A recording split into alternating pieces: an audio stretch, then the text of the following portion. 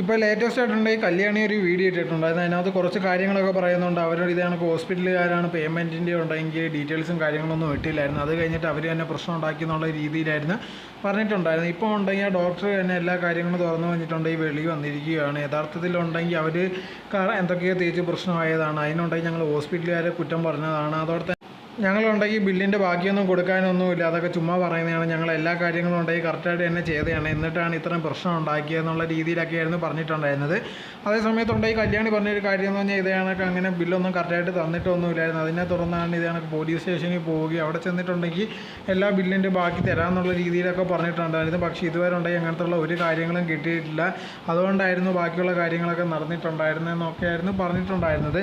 എന്തായിരുന്നാലും ഇപ്പോൾ ഡോക്ടർ പറയുന്നതും കല്യാണി അറിയുന്നതും ഡിഫറൻ്റ് ആയിട്ടുള്ള ഒരു കാര്യമാണ്.